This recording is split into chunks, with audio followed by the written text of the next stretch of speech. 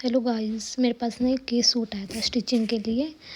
ये pink colour का suit है और इसमें शॉल भी साथ दी हुई है। पहले हम इसकी शॉल को अलग निकाल लेंगे। हमने यहाँ से कटिंग कर लेना है शॉल को। ये यहाँ से ऐसे ये हमने इसकी कर दी शॉल को अलग। और फिर अब ये पूरा सूट है, ये फ्रंट है, ये बैक है और ये स्लीव्स है। फ्रंट को अलग कर लिया हमने, फिर इसकी बैक को अलग कर लेना है हमने और फिर ये शर्ट कटिंग करेंगे। पहले फ्रंट को हमने सेट करके फोल्ड करके रख लिया, फिर इसको हमने आयन किया। फिर उसके बाद हमने तीरा लेना है इसका 6.5 और शोल्डर लेना है 7। फिर हमने फिटिंग की निशानी लगानी है 9 पे और फिर हमने शेप दे देनी है शोल्डर की। फिर यहाँ से हमने रखना है 6.5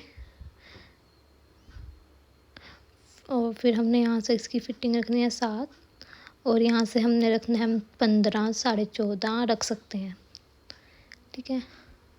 और फिर अब हमने हिप रखनी है इसकी 9.5।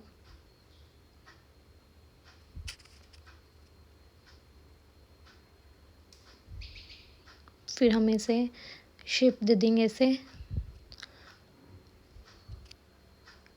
फिर अब हमने इसका हम मार्जिन रखना है 2 इंच का भी रख सकते हैं हम, 1.5 इंच का भी रख सकते हैं। तो मैंने 2 इंच का मार्जिन रखा है। तीनों में हमने 2-2 इंच का निशान लगा लेना है। फिर ऐसे ही हमने इसका पल्ला भी इतना ही रखना है 9 इंच का। यहाँ से हम इसको कटिंग कर लेंगे यहाँ से ऐसे, ठीक है। अब हम इसका पल्ला भी ऐसे ही रख लेना है, 9 इंच रखना है, फिर 2 इंच फोल्डिंग के लिए रख लेना है। अब हम इसे कटिंग कर देंगे।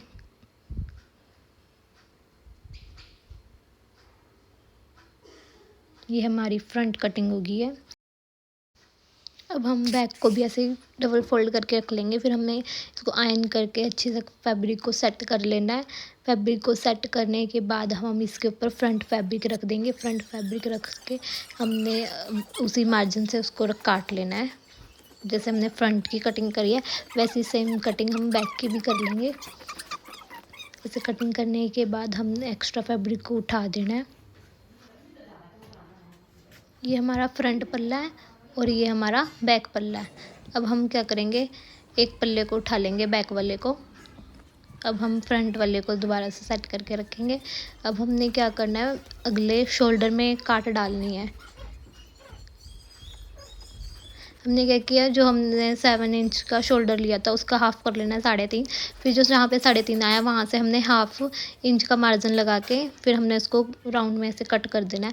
अब हमने इसका तीरे पे ये हाफ़ इंच की कटिंग करनी है ताकि हमारा शोल्डर गिरे ना। ऐसे करके निशान लगा लिया। ये हमने फ्रंट पल्ले में और बैक पल्ले में दोनों में कटिंग करनी है ऐसे। ये हमारा फ्रंट और बैक पल्ला कट कर गया। अब हमने क्या करना है, स्लीव कटिंग करनी है। ये हमारा स्लीव का फैब्रिक हम इसको आयरन किया। आयरन करने के बाद अब हम इसको यहाँ से कट कर देंगे।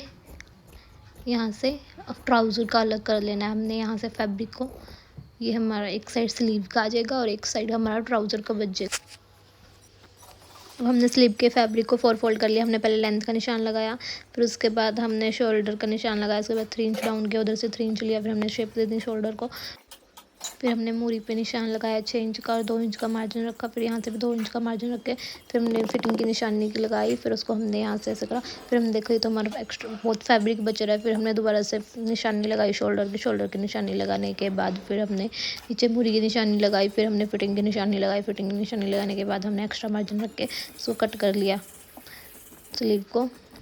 ये हमारी स्लीव होगी कटिंग और ये हमारा एक्स्ट्रा फैब्रिक बच गया। फिर अब हमने डबल फोल्ड ऊपर से उठाया, सिर्फ 2 फैब्रिक उठाने, फिर हमने काट डाल देनी है स्लीव के अंदर। हमारा ये फैब्रिक ट्राउज़र के लिए बचा है।